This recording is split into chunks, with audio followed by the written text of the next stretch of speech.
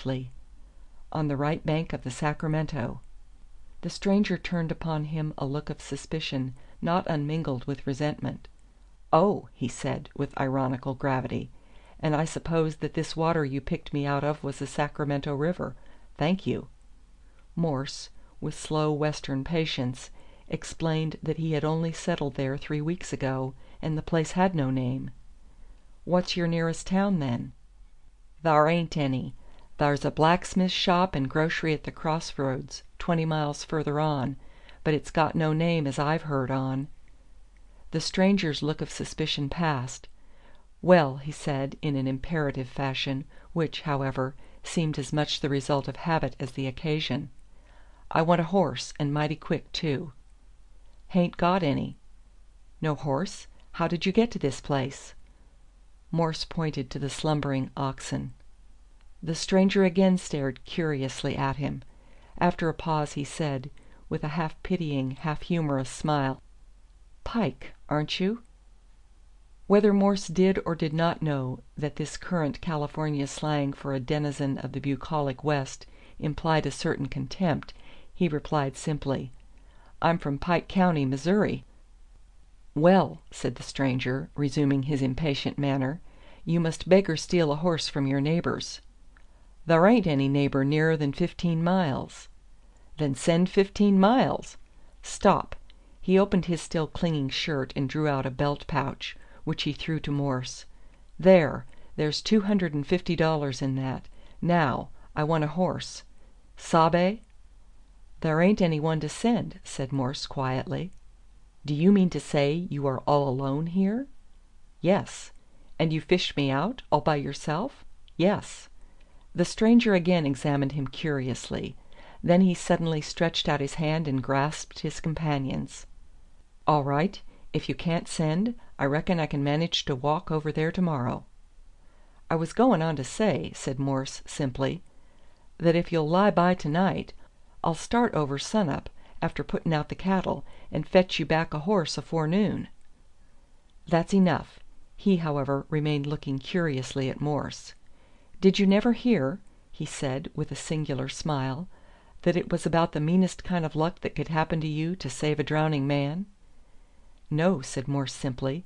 "I reckon it orter be the meanest you didn't." "That depends upon the man you save," said the stranger, with the same ambiguous smile, "and whether the saving him is only putting things off. Look here," he added, with an abrupt return to his imperative style, "can't you give me some dry clothes?"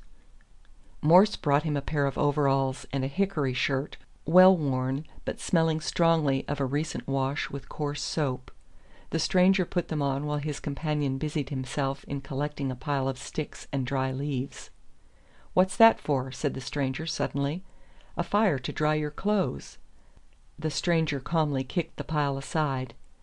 "Not any fire to night if I know it," he said brusquely.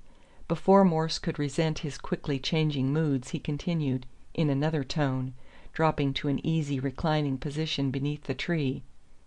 "Now, tell me all about yourself, and what you are doing here." Thus commanded, Morse patiently repeated his story from the time he left his backwoods cabin to his selection of the river bank for a location.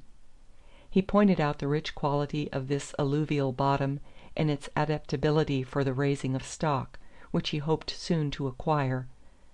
The stranger smiled grimly, raised himself to a sitting position, and, taking a penknife from his damp clothes, began to clean his nails in the bright moonlight, an occupation which made the simple Morse wander vaguely in his narration. "And you don't know that this hole will give you chills and fever till you'll shake yourself out of your boots?" Morse had lived before in aguish districts, and had no fear. "And you never heard that some night the whole river will rise up and walk over you and your cabin and your stock?" "No, for I reckon to move my shanty farther back." The man shut up his penknife with a click and rose. "If you've got to get up at sunrise, we'd better be turning in. I suppose you can give me a pair of blankets?" Morse pointed to the wagon. "There's a shakedown in the wagon bed. You can lie there." Nevertheless he hesitated, and, with the inconsequence and abruptness of a shy man, continued the previous conversation. "I shouldn't like to move far away, for them steamboats is powerful company o' nights. I never seed one afore I kem here." And then, with the inconsistency of a reserved man, and without a word of further preliminary, he launched into a confidential disclosure of his late experiences. The stranger listened with a singular interest and a quietly searching eye. "Then you were watching the boat very closely just now when you saw me. What else did you see? Anything before that, before you saw me in the water?" "No. The boat had got well off before I saw you at all." "Ah," said the stranger. "Well, I'm going to turn in." He walked to the wagon, mounted it, and by the time that Morse had reached it with his wet clothes he was already wrapped in the blankets. A moment later he seemed to be in profound slumber. It was only then, when his guest was lying helplessly at his mercy, that he began to realize his strange experiences. The domination of this man had been so complete that Morse, although by nature independent and self reliant, had not permitted himself to question his right or to resent his rudeness. He had accepted his guest's careless or premeditated silence regarding the particulars of his accident as a matter of course, and had never dreamed of questioning him. That it was a natural accident of that great world, so apart from his own experiences, he did not doubt, and thought no more about it. The advent of the man himself was greater to him than the causes which brought him there.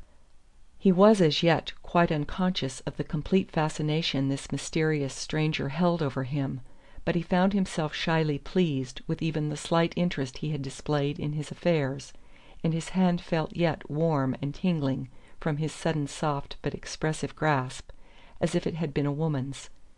There is a simple intuition of friendship in some lonely, self-abstracted natures that is nearly akin to love at first sight. Even the audacities and insolence of this stranger affected Morse as he might have been touched and captivated by the coquetries or imperiousness of some bucolic virgin. And this reserved and shy frontiersman found himself that night sleepless, and hovering with an abashed timidity and consciousness around the wagon that sheltered his guest, as if he had been a very Corydon watching the moonlit couch of some slumbering Amaryllis. He was off by daylight, after having placed a rude breakfast by the side of the still sleeping guest, and before midday he had returned with a horse. When he handed the stranger his pouch, less the amount he had paid for the horse, the man said curtly, "What's that for?" "Your change. I paid only $50 for the horse." The stranger regarded him with his peculiar smile. Then, replacing the pouch in his belt, he shook Morse's hand again and mounted the horse. "So your name's Martin Morse. Well, good by, Morsey." Morse hesitated. A blush rose to his dark cheek. "You didn't tell me your name," he said, "in case I'm wanted? Well, you can call me Captain Jack." He smiled, and, nodding his head, put spurs to his mustang and cantered away. Morse did not do much work that day, falling into abstracted moods and living over his experiences of the previous night, until he fancied he could almost see his strange guest again. The narrow strip of meadow was haunted by him.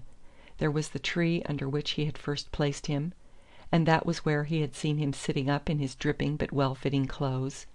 In the rough garments he had worn and returned lingered a new scent of some delicate soap, overpowering the strong alkali flavor of his own. He was early by the riverside, having a vague hope, he knew not why, that he should again see him and recognize him among the passengers. He was wading out among the reeds, in the faint light of the rising moon, recalling the exact spot where he had first seen the stranger, when he was suddenly startled by the rolling over in the water of some black object that had caught against the bank, but had been dislodged by his movements. To his horror it bore a faint resemblance to his first vision of the preceding night, but a second glance at the helplessly floating hair and bloated outline showed him that it was a dead man, and of a type and build far different from his former companion. There was a bruise upon his matted forehead, and an enormous wound in his throat, already washed bloodless, white and waxen.